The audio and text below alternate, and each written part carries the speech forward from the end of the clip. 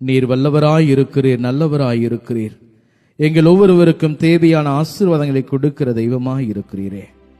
ஆண்டவரே, எங்களுடைய வாழ்க்கையில எத்தனை எதிர்ப்புகள் வந்தாலும் நீர் கூட இருந்து எங்களை அதிலே வெற்றி காணும்படியாய் செய்கிறீரே.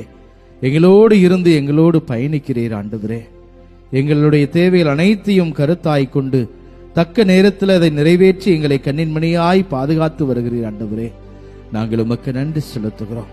உம்முடைய பிரசன்னம் எங்கெல்லாம் இருக்கிறதோ அங்கெல்லாம் அருளும் ஆசீர்வாதம் நிறைவாய் வழிந்து கொண்டிருக்கிறது என்பதை எங்கள் ஒவ்வொருடைய வாழ்க்கையிலும் நாங்கள் அர்த்தமாய் புரிந்து கொள்ளுகிறோம். ஆண்டவரே, இது இந்த நாளில் கூட வார்த்தையின் வழியாகவும் பிரசன்னத்தின் வழியாகவும் உம்முடைய அருளாசிரை தந்து கொண்டிருப்பதற்காக உமக்கு நன்றி செலுத்துகிறோம். தொடர்ந்து ஆசீர்வதியும். உம்முடைய வார்த்தைகளை கேட்க எங்களுடைய செவிகளை திறந்தருளும். மனதிலே அந்த வார்த்தைகளை பதித்து அதன்படி வாழும்படியாய் இதோ ஆண்டவரே எங்களுக்கு அருள் புரியும்படியாய் ஒப்புக் கொடுக்கிறோம். எங்களை ஆசீர்வதியும். ஆண்டவர் உனக்கு ஒரு வாக்குத்தத்தம் பண்ணி இருந்தால் அந்த வாக்குத்தத்தம் நிறைவேறுகிற வரைக்கும் என்ன நடந்தாலும் கவலைப்படாதீங்க. ஆப்போசிட்டா நடக்கும், இல்லாமல் போகும். அவர் உன்னை உயர்த்துவேன் பாரு, நீ தாழ்மையில போயிட்டு இருப்ப. கர்த்தர் உன்னை கொண்டு மேல உட்கார வைப்பேன் பாரு, நீ கீழே போயிட்டு இருப்பீங்க. ஆண்டவர் சொல்வாரு, அநேகர் உன்னிடத்துல வந்து சேவிப்பார்கள், அத்தனை பேர் உன்னை திட்டிக்கிட்டு இருப்பான். கர்த்தர் சொல்வாரு, உன்னை வலுகி பெருக பண்ணுவேன்னு உங்ககிட்ட ஒத்த பைசா கையில இருக்காது. கர்த்தர் சொல்றதுக்கு ஆப்போசிட்டா இருக்கும். எல்லாமே ஆப்போசிட்டா இருக்கும். சிச்சுவேஷன்ஸ் ஆப்போசிட்டா இருக்கும், வீடு ஆப்போசிட்டா இருக்கும், எல்லாம் ஆப்போசிட்டா இருக்கும். ஆனா அவைகளுக்கு மத்தியில நீ பார்க்க வேண்டியது உன் சிச்சுவேஷன்ஸ் கிடையாது, கர்த்தர் கொடுத்த வார்த்தையை மட்டும். அந்த வார்த்தையை மட்டும் பிடிங்க, அதை பிடிச்சுக்கிட்டே ஓடுங்க. இந்த சிச்சுவேஷன்ஸ் எல்லாம் மாறும். கர்த்தருடைய வார்த்தை ஒரு நாளும் மாறாது. அதை அப்படியே உங்களுக்கு நிறைவேற்றி கொண்டு மேல உட்கார வச்சு. அந்த வார்த்தை அவ்வளவு பவர் வாய்ந்தது.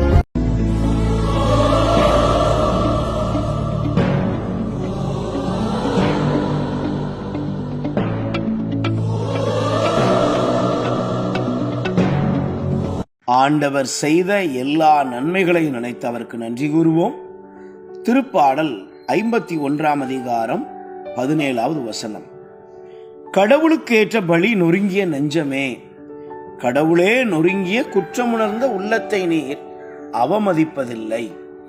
பிரியமானவர்களே, நம்முடைய மனதில் குற்றப்பழி உணர்வுகள் இருக்கும் என்றால் அவற்றை களைந்து விடுவோம்.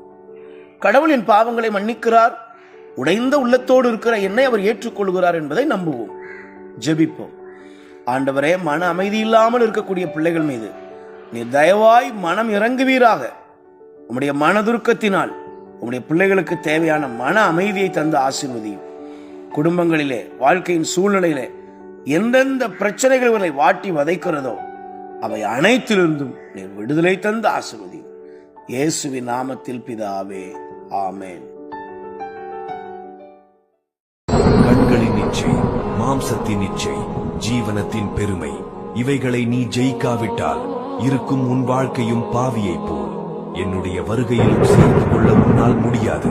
அக்கினி கடலிலே தள்ளப்படுவாய். ஒரு காரியத்தை தெரிந்து கொள், உன் தேவனின் கண்கள் குருடல்ல,